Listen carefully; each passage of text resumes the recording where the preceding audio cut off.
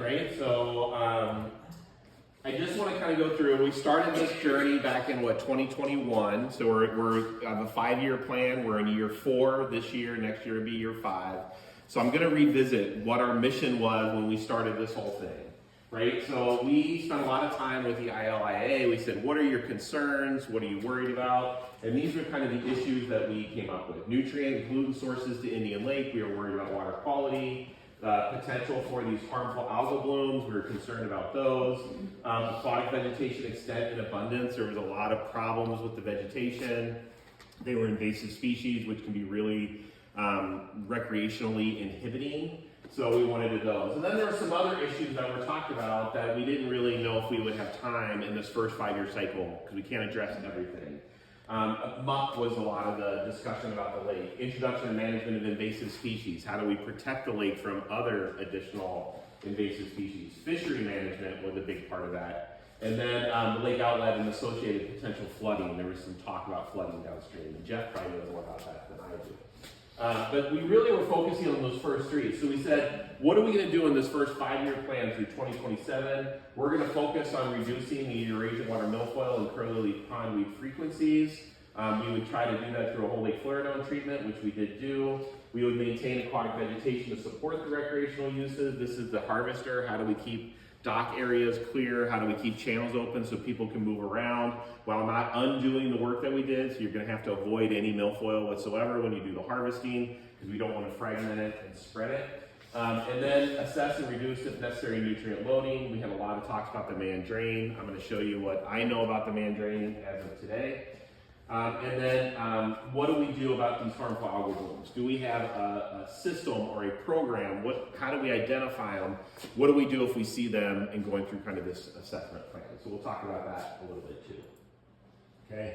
So if you remember, the first thing we did was we discontinued the aeration. We said, look, we can't afford to do aeration and do the aquatic vegetation management. So we're going to have to pick or choose. The aeration wasn't really benefiting water quality, and I'll continue to show that. So we decided to stop that and to really focus on this whole lake fluoridone treatment. We did do that in 2023, and the lake has changed significantly since we've done that. We can talk about that a little bit.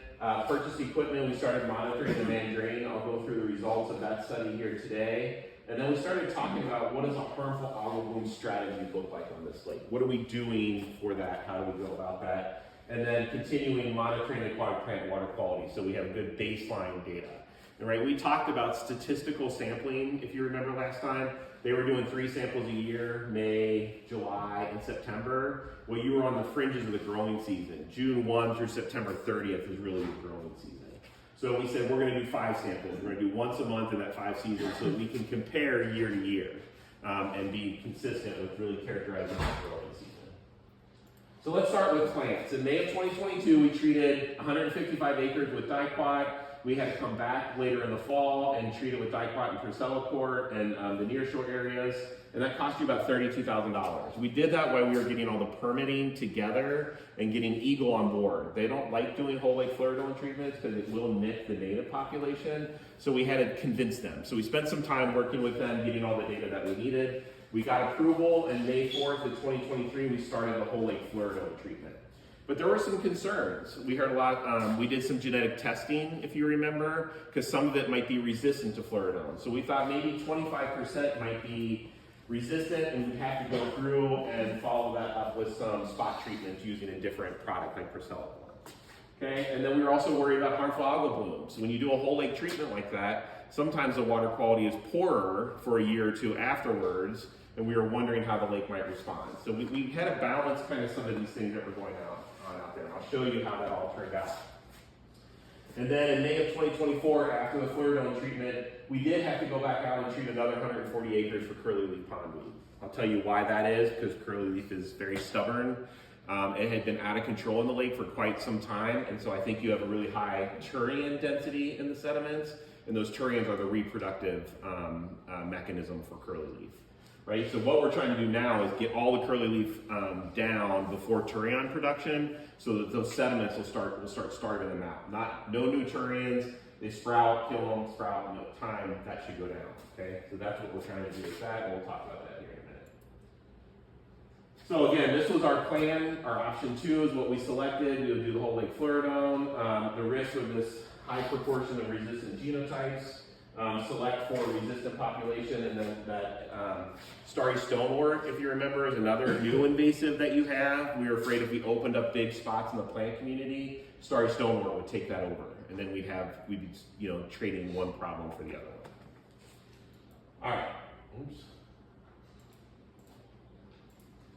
So how are we doing? Well, let's start with curly leaf pondweed. This is when I first visited your lake. I went out and I just scooped my hand on the shore, and this is what I came up with. This is a turion that's already sprouting. It's got a root system already growing out of it. It's got the plant growing. It's floating around your plant looking for a place to sprout. It was trying to sprout in my hand. I mean, that's how many turions are out there, right? And you can see these are different levels of those turions, different conditions of those. These are actually pretty hard and spiky, and so those will go into the sediments, and they can last for like 5 years, 6 years, and they'll just sit there and wait for the conditions to be right to sprout. So when we came out, we had a lot of turions floating around. We knew there was probably a lot of turions in the sediment. We knew that the curly leaf was going to be somewhat stubborn. So we did the whole lake treatment with that. So let's start in June of 2022. All these purple dots up in here, all through this part of the lake here, and down to the southern end, that's all on curly leaf pondweed. The bigger that circle, the darker the purple, the more dense that curly leaf pondweed was. And so this is why we wanted to do a whole lake, was because when we look through all the littoral zone, and you can see with the red parts of the map how dense the vegetation was, we knew we needed to do something whole lake. If we were going to chase this spot by spot, we weren't going to make any progress. So come to June of 2023, this is when we had just started the fluoridome and only been in the lake for about a month at this point when we did that, and you can already see a lot of gaps in the curly leaf. There's some stubborn curly leaf still holding on at that time. So that was 2023. Come back to last year. We still had some stubborn areas in this big shallow area through the middle of the lake and along the shoreline and the southern end. There was still some stubborn curly leaf going on. So we went out and hit that with diquat, and we're again trying to drive that turion production down. Use up all those turions out of the sediment so that we have to do that. The hope for this year, my guys are going to be out in a couple of weeks. The hope for this year is we see a lot less curly leaf. Angelo and I were just on the lake today. The only place that I saw it in any abundance was on the southern end. Now I didn't have a rake, I don't know really what's going on in some of the deeper areas, but I only saw some patches on that end. That's a good sign to me. I don't think there's going to be nearly as many acres this year to treat with curly leaf, but we're going to have to wait and see. So we're making progress with the whole lake. The whole lake fluoridome treatment really knocked down the curly leaf.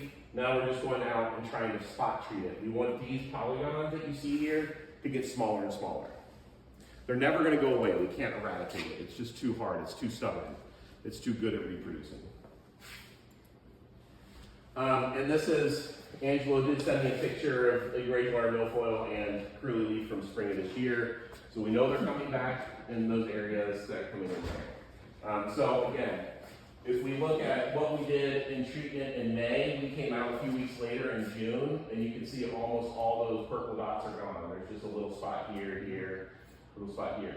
So that diquat treatment was very effective at knocking back what we had seen after that fluoridome treatment. So we're getting it down to these little spots. That's the goal. We're shrinking those types of areas that are out there. Okay, so let's talk about Eurasian water milfoil.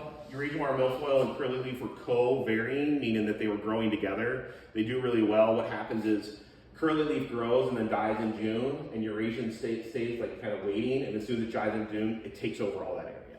So they do really well together in terms of that. Again, looking at all the dots in the plants, in September 21, you had Eurasian water milfoil all through the littoral zone, that area on the southern end of the lake, and the northeast part of the lake. This is again in September 2022. Before we had done the fluoridome treatment, you can see how thick it is when you take kind of that background map off of there. So then come to 2023. This was after the fluoridome treatment. We went back in the fall. We couldn't find it. So we worried about 25% resistance. That wasn't our experience. We basically wiped out all of the Eurasian water milfoil. Now, look at the abundance of the vegetation through this area. See how it's all green and red through there? Now look at it in this year. We did nick a lot of that native vegetation. So the whole plant community got knocked back when we did that fluoridone treatment, which is what happens, and it's why the state's very careful about permitting those. But we wiped out almost all of the Eurasian water milfoil. That's a huge success to be able to be that effective with it. We thought for sure there'd be patches that would survive that fluoridone treatment that we have to go back and hit with Percellacor, because those would be your resistant patches. We were lucky. We didn't have that happen, so that was very good. So we wiped all that out, okay? So now we look at spring of 2024. We didn't find any Eurasian water milfoil again. This is a year after the treatment. We still didn't find it. In the fall of 2024, we found a couple spots of it. You can see I have to search for it. A couple spots here, spot here. So it's coming back in those really shallower parts of the lake on the western side of the lake. So we had PLM go out and just do a little bit of survey work, and they found these little patches up in the channel to the north. They found some patches over in this part of the lake and then down in the southern part. And so we went out and we hit that with Percellacor. Eurasian water milfoil goes through 2 growth cycles. It goes through a spring growth cycle and a fall growth cycle. The spring growth cycle is for its summer reproduction. The fall growth cycle is storing up carbohydrates so that it can reproduce again in the spring. Okay, so it's nice to be able to hit it at both times. So we hit this in August, and what we're trying to do is prevent the plant from being able to store up carbohydrates and grow in that next season.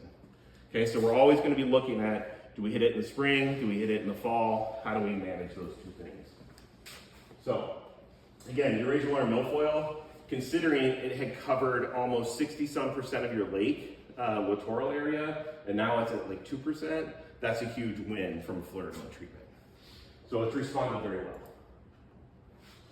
Now, the problem child is starry stonewort. This is a new invasive. We didn't know it was in there until we started surveying for you in 2022, I think is when we did our first survey, and we found it. It's hard to identify because you see a lot of macroalgae that looks like this, looks like an afro sitting on the bottom of the, I have one of those, that's why I say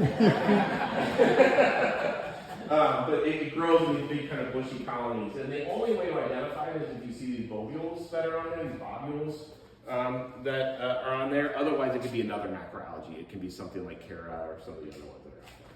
So we have to see it. So whenever you see our maps, always know that sometimes we see this macroalgae, we call it starry stonewort ? Because we don't know for sure, but because of where it is and where all the other starry stonewort is, we're kind of identifying it as that. But it can get kind of dense and it can grow up to the surface and have some other problems that are in there. So our concern was that if we open up all those gaps, we kill all that Eurasian water milfoil, can we get natives to grow into those gaps rather than something like starry stonewort? So one of the concerns we had was, is starry stonewort going to expand? Again, looking at the maps in September 2021, see these question marks. We didn't know if it was really starry stonewort. But we did have it all around kind of the deeper ring, and then a few shallow areas that are in there. It's kind of a weird plant in that September 2022, so a year later, same time period, we barely found any of it. We found it up in the channel and some of those other areas. Now, September 2023, this was after we had done the fluoridone treatment. You can see that it's expanded into some of those shallow areas. So it went from being kind of in this deep ring in the outer areas, and it is starting to grow in a few of these shallower areas of the lake, especially on the north end where we identified it. Again, that's assuming we know it's starry stonewort versus Cara. So what do we do about this? We start thinking, I didn't put my dates on here, sorry, they're down here. So this is the fall survey of 2024. And again, it hasn't expanded any since we've done the fluoridone treatment. So what we saw was a little bit of expansion, but it seems to have kind of settled down into what it is. So to hear people saying the lake looks great, but not hear complaints that people are dealing with starry stonewort right now, that's a really good thing. That means that it's kind of expanded to its maximum extent, and maybe it's not causing a lot of problems that are out there. So this is something that you can treat. It's not really an effective treatment. You do it after July 1st, and then you have to use copper sulfate to do that, okay? So what we're watching right now, I'm talking with PLM, is in some of these areas where it's a little bit denser, do we need to go through there and hit it with a little copper sulfate just to allow the natives to take over and maybe outcompete it? Because what Angelo and I saw today was there's Illinois pondweed growing, and it's got the starry stonewort growing all around it. So those two are fighting for that space right now. So if we can give an advantage to the Illinois pondweed or some of the natives, then maybe we can do that. The problem is the copper is only moderately effective on the starry stonewort. Okay, so that's the one we gotta watch. Curly leaf pondweed looks great. I think we're on the right path. I think we're gonna see a lot less this year. I think we'll be able to treat that. I think your A1 milfoil is in a great spot. We really pretty much wiped that out of the lake. We're spot treating the way that we thought we would. The one we're gonna watch is starry stonewort. The good news is it's not continuing to expand. We haven't seen a big jump. It jumped right in the year after we did the fluoridone treatment, then went back down. So we're doing pretty well. Yeah. One point I wanted to have you touch on is some of the risks with copper sulfate. Right, that tends to want to build up in the sediment on the lake. Yeah, you don't want to do too many repeated copper sulfate treatments, because what you do is you start to build up phosphorus in the lake all the time. So really, that has to be a very measured approach. And it is a heavy metal. We're always really more cautious with using a heavy metal. The beauty of things like fluoridone is that they break down with light and temperature, and they're bacterially broken down. Copper is not broken down. So if you did copper every year, and it's safe to use it here and there, but if you did it every year, you're building copper concentrations in your sediment. Right? So you want to be careful with that. So that's why we're not running and jumping out and saying, let's do copper right now. We want to just pay attention over time. All right, thanks. Yep. That's a good point. And the other thing that you'll notice too, this is 2023. Look how light the overall vegetation is, right? All through here, we don't have nearly as much vegetation because of that fluoridone treatment. And then when we jump forward to 2024, it's coming back, right? So all this, the lake looks great right now. We're gonna get vegetation coming back. We're going to get native vegetation coming through there, which I'll show you here in a second. But just know that this is going to be the constant battle. This is where the harvester really comes in, is that as these plants start to reestablish themselves, we can have a tool in the toolbox that's not an herbicide that can go and help us maintain some of that recreational area of the lake. Plants are good. We're going to talk about that again, right? We need the plants in the lake. If you don't have the plants, then you risk harmful algal blooms. Harmful algal blooms are much more dangerous than the plants are. So this is our best course of action, is to reset the lake. We've done that. We've done a good job of resetting the lake. And now let's try to keep it in the best condition that we can to balance that recreation with the need for the plants in there. Yeah? First of all, this is great. I think you did a great job with it. What you just said, we're going to have to keep maintaining this, and we only had a 5-year plan. I assume we're going to have to continue year 6, year 7, or at some point. Yep, that's a good question for the government lake board. But yeah, usually you reset. We do these in 5-year chunks. That's the way your funding is set up. You do a special assessment district. A special assessment district is a 5-year period. So come 2027, you'll be talking about renewing your special assessment district. At that point, you do a plan based on your conditions now. Like this plan was based on the conditions in 2020 and 2021. We set a 5-year plan. This is what we're accomplishing. Then we'll look at it at 2027 and say what's needed in those years. I was telling Angelo, the good news is you don't need nearly as much. We've reset the lake. It's in a maintenance position right now. And so we can think about backing off. Do we need to do a point intercept survey twice a year, every year? Are there some other ways to do that? So there are ways that we can talk about how do we manage the cost over this, but be prepared if we need to respond to something. But this was a pretty hard effort to get us reset. Now it's a matter of the dollars should be less to maintain. That was always our goal, right? Yeah, and as the governmental lake board is going to look at that, we can adjust the assessment. Well, now that we're in maintenance mode. But we want to be careful with that because of what he just said. Rapid response. There could be the latest and greatest coming, right? Yeah. Who knows what it is? So, but we have a healthy balance. We have a good consultant. The lake board will make that determination on where we're going to set the assessment. But we will be renewing the district. That's correct. Yep. That'll be more dealt with board members next year. Yeah, we got a nice reserve. We'll have that, and we can be pretty tight. We've been under budget. We've been under budget every year. And before we were spending 110 to 120,000 a year well, we were spending $90,000 a year on the aeration. That's why we've got such a surplus, because we got rid of the aeration. And right now we're in real good shape. Great. Okay. So moving on, native vegetation again.